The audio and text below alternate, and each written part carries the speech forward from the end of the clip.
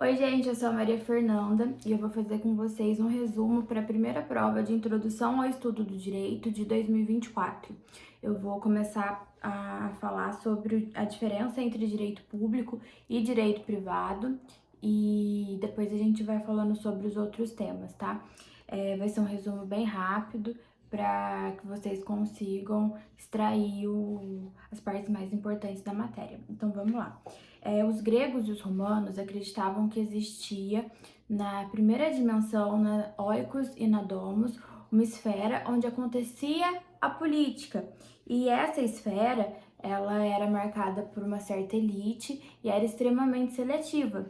E o nome desse lugar era a esfera política. E na segunda dimensão, existia a esfera privada, que era ocupada pelas mulheres e pelos filhos não casados. Então, esse lugar era a oikos e a domos, que significa casa. E em 68, Habermas vai nos dizer que existe também uma esfera pública. E essa esfera pública, ela surge lá no final da Idade Média com os clubes de caça, astronomia, e esse local é o local de formação da opinião. E ele existe até hoje, e hoje em dia a gente pode até dizer que as redes sociais fazem parte da esfera pública, por exemplo. A faculdade faz parte da esfera pública, todos aqueles lugares que formam a nossa opinião de alguma maneira. Bom, então já podemos passar para o próximo tópico, que é a constitucionalização do direito privado e a horizontalização dos direitos fundamentais. Então, no constitucionalismo clássico, a gente tinha a ideia do Estado e o cidadão de maneira vertical. O que isso significa? Existiam direitos, sim, mas esses direitos eles não eram prestados pelo Estado.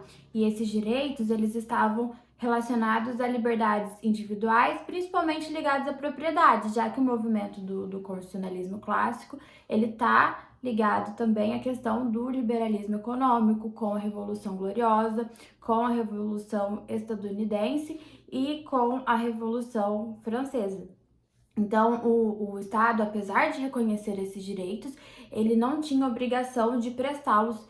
Então, por isso que a relação era vertical, do Estado para o cidadão. Com o neoconstitucionalismo, com Hans Kelsen, após a Segunda Guerra Mundial, existe uma nova abordagem dessa questão.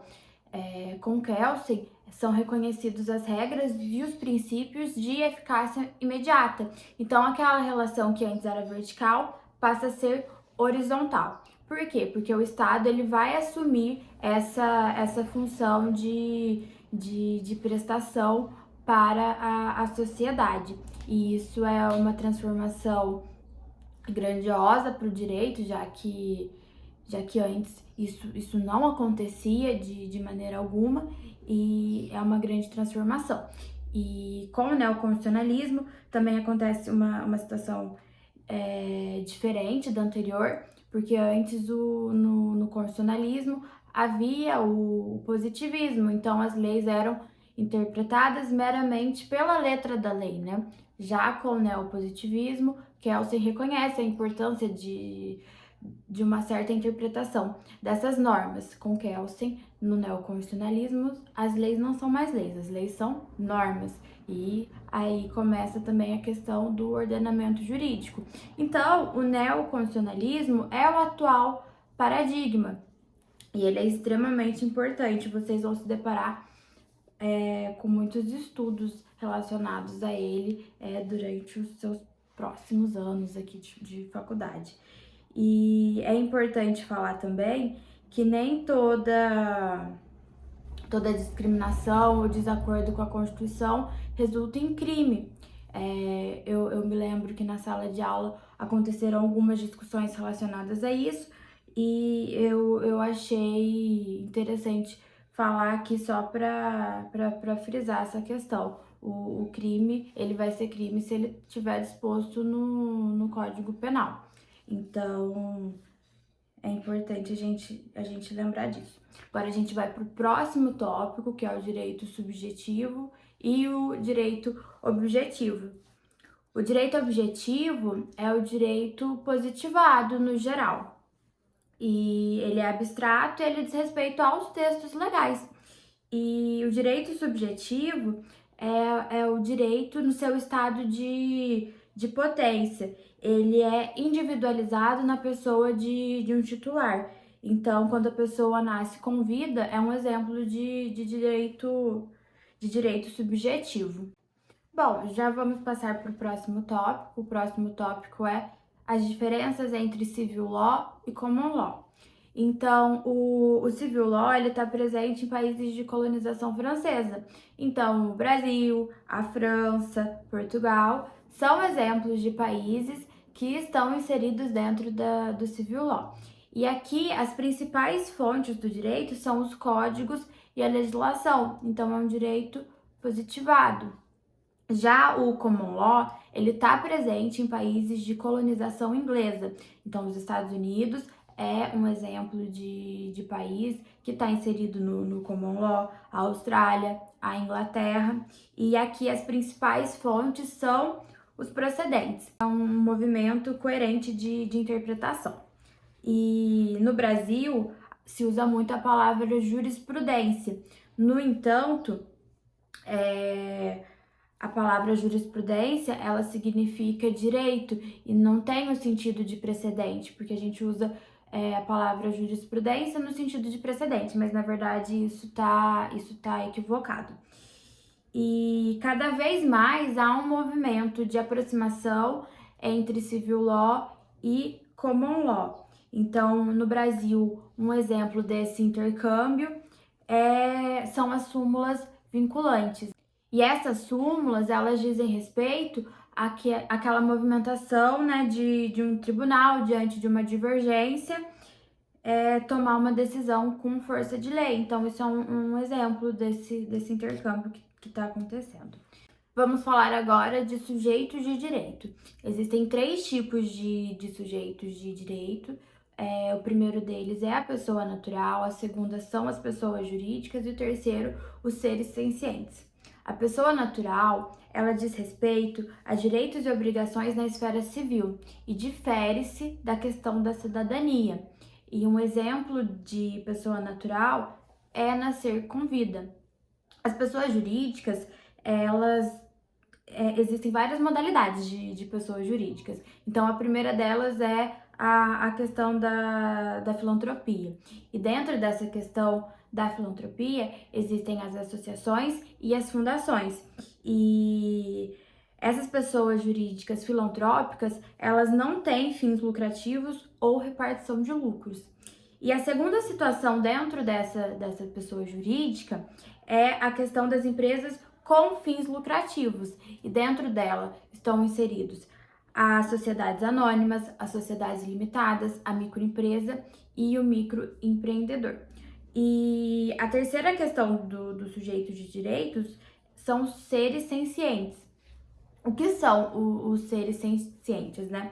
São os avatares do metaverso, são os animais e a inteligência artificial também. E eles têm a possibilidade de aplicação de direitos e garantias fundamentais e pode haver ainda controle e vigilância do Estado. E, inclusive, já existem casos de pensão alimentícia para animais e tudo mais. Então, todas essas questões, elas estão relacionadas aos seres sencientes. Bom, o próximo tópico são as diferenças de justnaturalismo e positivismo. O justnaturalismo, ele está ligado à Antiguidade Clássica e à Idade Média, e também se refere ao direito natural, que entendia que as leis são divinas e estão ligadas à nossa própria natureza. Então, ele era entendido até como imutável. E ele teve o seu ponto alto na Idade Média e o mais importante na aplicação do direito, no justnaturalismo, naquela época, eram as virtudes do direito, como justiça, temperança, fortaleza, prudência e magnanimidade.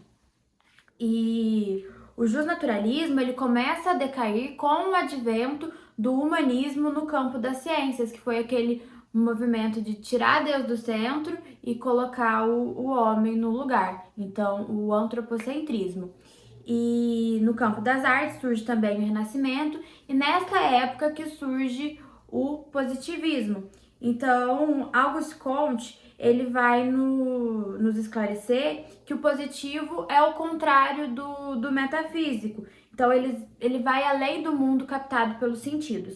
E a positividade, ela tá ligada à existência objetiva de algo. No caso do direito, a lei escrita. Então, toda vez que a gente for lembrar de positivismo, a gente vai pensar nas leis escritas. E o positivismo, ele teve 3 fases. A primeira dessas fases foi o positivismo ou positivismo legalista, que começa no século XIX, onde o direito era somente a lei. E um exemplo é o artigo 4º do Código Civil francês. A segunda fase, ela diz respeito ao positivismo sociológico. E ele começou a acontecer nos anos 30 e se refere ao movimento do realismo jurídico. Aqui, o direito era entendido como uma forma de controle e era uma estrutura estatal que não faz parte do ser humano. Um exemplo de alguém que foi afetado por essa ideia foi o Pontes de Miranda. No entanto, essa segunda fase ela não teve muita aderência aqui no Brasil. E a terceira fase do positivismo é o neopositivismo, que vem dos anos 60 até hoje. E foi quando aconteceu aquela substituição da noção de lei pelo conceito da norma jurídica, que veio com Kelsen e Hart. Eu já abordei essa questão há pouco, então vamos falar agora da norma jurídica de Kelsen. A norma jurídica para Kelsen é um resultado interpretativo da lei escrita que acontece a partir da relação entre textos legais e a nossa história, a nossa cultura. O ordenamento jurídico é o conjunto de toda a legislação válida de um país, estruturado de modo harmônico e coerente, para que não aconteçam contradições entre as diferentes legislações, tá? E aí que vai ter aquele exemplo da pirâmide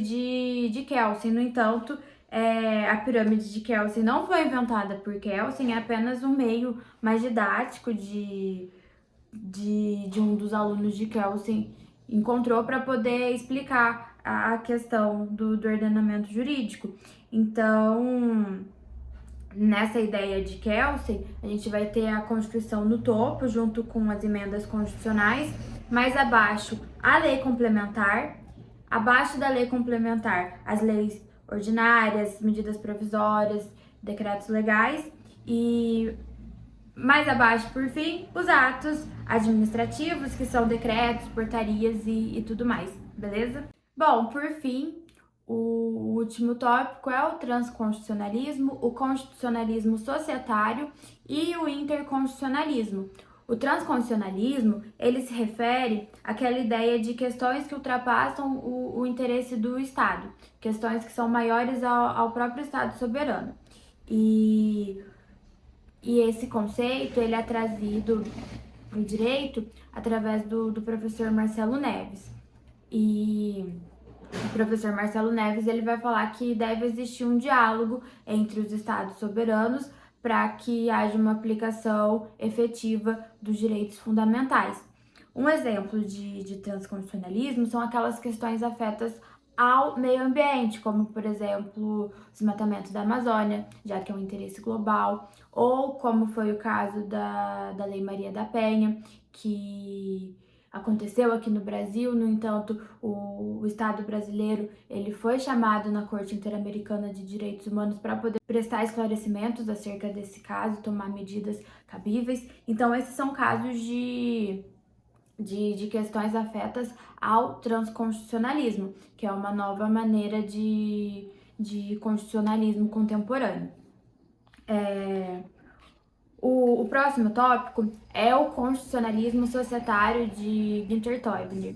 Günter Teubner é alemão e ele traz essa teoria que é da polis para polis, da sociedade para sociedade. e ela está ligada a normas paraestatais. O que são normas paraestatais? São normas que não vêm do Estado. Então, por exemplo, a FIFA, ela é uma organização privada, no entanto, ela tem capacidade de adentrar em certas questões dentro da sociedade com legitimidade. E outras questões relacionadas ao direito societário de Torbner é também a lex mercatória ou soft law, aquele movimento de mediações que não envolvem o judiciário, ou então o próprio mercado, que se refere à lex mercatória, que auto se regula de maneira espontânea e privada. Então, todas essas questões que acontecem na sociedade, elas estão ligadas ao direito societário de Torbner. A OMS, na época da Covid também, ela é um exemplo desse constitucionalismo societário, já que ela agiu de maneira paraestatal, no entanto, teve ampla aceitação e legitimidade das suas normas. A OMS ela não está ligada a algum Estado soberano. No entanto, ela tem essa efetivação de direitos fundamentais também, ou pelo menos busca. E o interconstitucionalismo, ele vem do Canotilho, né? E ele tá ligado principalmente à questão da União Europeia. Então, países que têm uma conexão não só de diálogo entre cortes, como vai falar o Marcelo Neves. Esses estados soberanos, eles se relacionam diretamente. Então, em normas relacionadas à circulação de pessoas, a própria moeda e também outras questões afetas à saúde, por exemplo. Então, esse interconstitucionalismo, ele está ligado a uma sociedade que funciona em rede. E o maior exemplo está na União Europeia, já que lá existe esse bloco que tem muito sucesso há muito tempo. E é importante dizer que esses conceitos, eles não estão ligados a uma Constituição global. Isso é um conceito totalmente diferente e ele não se enquadra nesses três conceitos. E a Constituição global seria a ideia de criação de uma Constituição que fosse ser integrada de maneira universal. No entanto, é uma visão um pouco tópica e também não se refere com esses três últimos temas abordados. Então é isso, espero que tenha ajudado vocês. Qualquer dúvida é só entrar em contato, mandar mensagem. Até mais!